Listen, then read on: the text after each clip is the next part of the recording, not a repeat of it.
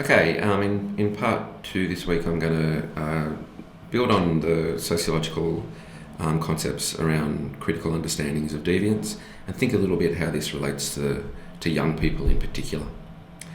Now, when it comes to the relationship to youth and deviance, we can think about when I was talking about the figures of youth, that many of the ways that young people are represented, drawn into popular media, the news or politics and things like that, tend to focus upon the ways that young people are apparently participating in various forms of deviance. There's lots of moral panics about this kind of stuff, and particularly like strong critical work tends to kind of argue that this demonises and scapegoats young people for various kind of social and structural factors that are beyond their control. This is particularly prevalent when we see the use of crime stats, and sociologists tend to be quite suspicious of crime stats, particularly the way they're represented in the media. If you're interested in looking at some empirical examples of that, Mark Davis's book Gangland from the late 90s has a really great chapter on the use and misuse of crime stats to create kind of sensational news stories.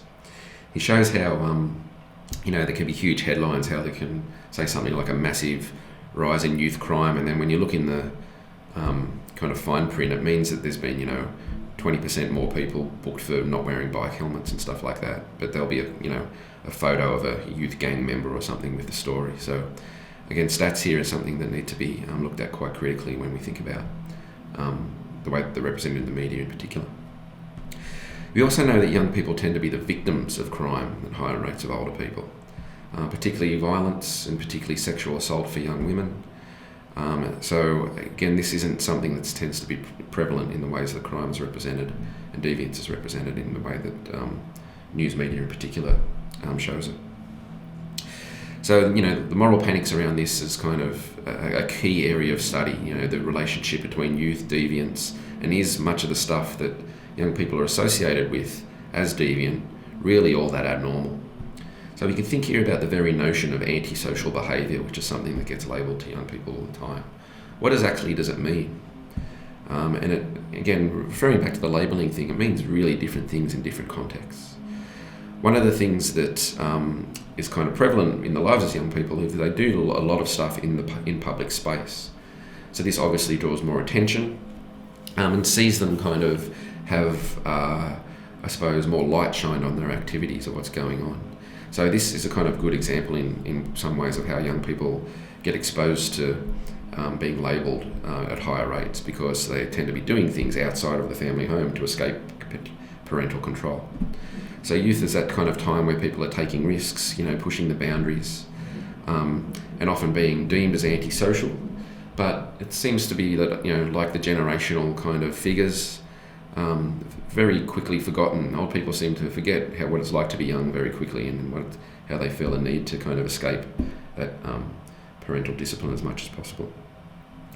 The very idea of antisocial behaviour too is kind of, strongly contextual. I would argue, say, if there was a group of, say, 5 young people walking between, the brewery and Customs House, I would say that if a carload of older people, in their 60s went past, they would just view those people as being antisocial, regardless of if they were just walking along and talking to each other. If it was, say, 11:30 at night, or 1 o'clock at night, as opposed to, say, 11 o'clock in the morning. And this also, you can think about this in terms of things like drug taking, which is a kind of key form of deviance, and many would say primary deviance, because so many people in society take drugs. Whether that's illegal drugs or whether that's prescription drugs or whether that's alcohol or coffee, and the various kind of laws and practices around that relating to who people are and where they do those things. So again, young people in the times of pushing boundaries tend to be doing it in public space. Older middle class people tend to be taking drugs in their dinner parties, in household or whatever. So again, it's not necessarily the specific act, say, maybe taking a illegal drug like cocaine. If it's done by young people, it's likely to be in public in a park, so it's likely to be open to more scrutiny. Whereas older, kind of more professional, more privileged people can do exactly the same kind of behaviour, but do it at home and are less likely to come into contact with the law. So again, the context here of deviance, now I'm not saying those things are deviant or not, or whether they should be criminal or not. I'm just pointing out here that from a sociological perspective, the very same act has very different meanings. So in terms of youth and deviance, in terms of youth studies, we can see youth as a period of pushing boundaries. It's where, that kind of secondary level of socialisation is happening. Young people are getting out of the household, going to school, building relationships with peers, building a wider social circle, participating in kind of practices that aren't just about, family stuff, going out, and they're getting exposed to kind of sex, drugs and rock and roll and starting to get jobs and all that kind of stuff. So they're increasingly exposed to people outside the family sphere, and there's, a kind of a wider array of pressures here to conform to, whether it's, dominant kind of stereotypes or dominant trends, or, conform to kind of the pressure from role models and people in their peer circle.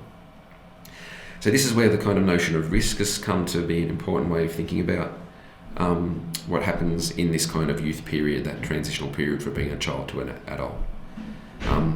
In this period, this first time tends to be the first time that young people from all backgrounds are exposed to various forms of deviance and illegal activity, drug taking, driving cars, risky stuff like that. So there's also kind of this idea that this is where young people push the boundaries. They start to kind of learn what they can and can't do, what they can get away with. They also start to develop tastes for what they like and don't like and that kind of thing. And this is often kind of theorised in sociology as a kind of rite of passage period. So again, most people do engage in various forms of deviance and antisocial behaviour. But as I said before, we need to think about what antisocial behaviour means and who benefits and that kind of thing. Also in terms of, again, in terms of a class or a race and ethnicity analysis of this stuff, certain people tend to get much more attention paid to them when they're doing that kind of risk-taking behaviour in that transitional period. So risk and risk factors become a way of thinking about how to solve these problems, but there's different attention paid to, different groups. So I don't know, I'm 43. If I was walking down Derby Street in the alcohol-free zone with a beer in my hand and a cop came up, they're much more likely to tell me just to chuck it in the bin. If I'm a young 18-year-old Indigenous kid, it's much more likely to be some kind of confrontation happen out of that, and much more likely to be an arrest or something like that happen. The relationship between the police and the person and the way that thing plays out tends to be very heavily influenced by things like racism and classism and stuff like that. So there's a kind of juxtaposition here between the way that experts want to fix these problems by identifying the problems early, looking at risk factors, but also the kind of, relating back to Becker's here, labelling, the problem of how labelling may even exacerbate these things. And also from a sociological perspective, we know that things like race, class, gender are particularly significant when it comes to how different people may be exposed to or participate in forms of deviance and crime. It's a significant factor for, young women are a much greater risk of being sexually assaulted. Young Indigenous men are a much higher rate of being incarcerated. So again, we start thinking from a critical sociological perspective of how there's kind of a hierarchy of power and a hierarchy of marginalisation and discrimination that plays a real role in who gets arrested. And when it comes to deviance, again, I already mentioned that, something like drug taking, for instance, it's often a form of deviance, whether it's criminal or not. But again, this kind of youth period seems to be a time where young people experiment, they face peer pressure to do so. There's been recent debates in youth studies about whether drug taking is increasingly normalised, that a kind of maybe a greater percentage of people are taking drugs in that period. And this doesn't necessarily mean that more people then take drugs when they're older. And there's also kind of recent figures that show that maybe young people between about 18 and 24 are drinking less than previous generations. So again, this kind of context of who does what changes over time. There's definitely a kind of scapegoating and moral panic relationship between youth and violence. Often instances of violence in public are quickly associated with gang-related activity which doesn't really exist.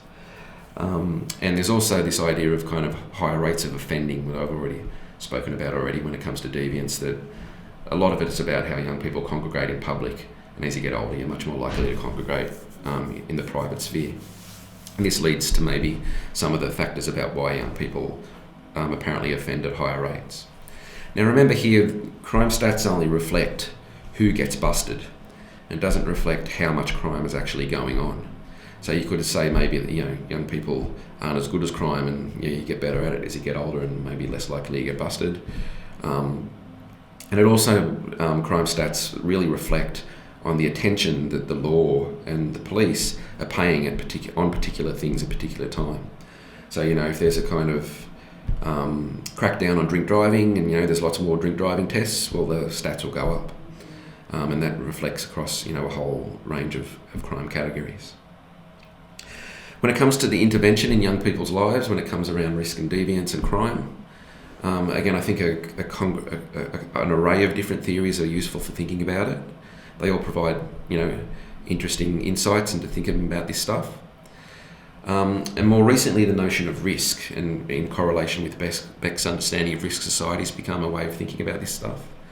There's been a huge amount of research into young people through the prism of risk, and you only got to look at the pages of the Journal of Youth Studies through the 90s and 2000s in particular that show this.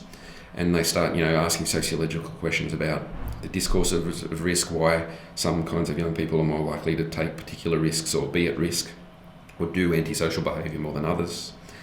And this leads to, various forms of social work and youth work and other experts increasingly trying to intervene in young people's lives, by looking at various risk factors to, hopefully try and, mitigate or decrease this kind of offending or antisocial behaviour or crime. Now, as Becker's work shows with labelling, and as Peter Kelly's work about risk and governmentality, as young people become this object of expertise, an artefact of expertise, as Peter Kelly talks about it, it can maybe create that kind of labelling self-fulfilling prophecy.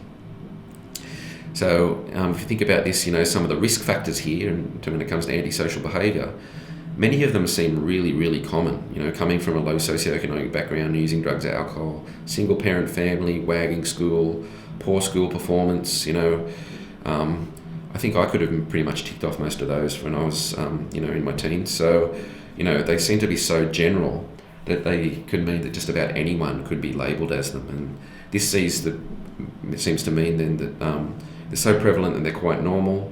And it means that kind of kids that might be just having some difficulty or just be kind of difficult can be labelled a problem, can be labelled at risk, and have interventions into their lives that may contribute to some of those self-fulfilling prophecy notions of the labelling theory. So when it comes to risk and thinking about young people, there tends to be three ways of doing it. There's the being perceived at risk or a threat to society, as a risk or a threat to society. There's the kind of young people taking risks, and there's the being at risk. So I've gone through those a little bit already in the course, and particularly in the week on figures of youth. Anita Harris's work is particularly interesting for thinking about what this means in terms of the relations of class and gender in particular, and how these kind of labels of, the can-do girl is kind of a figure of successful young women, and those that are labelled at risk can kind of reinforce forms of inequality. Okay, so I'm going to leave that section there. Here I wanted to kind of relate closer some of the sociological conceptions of thinking about crime and deviance and make them more specific to youth.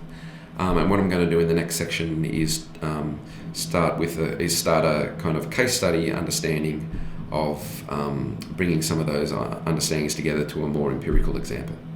Thanks.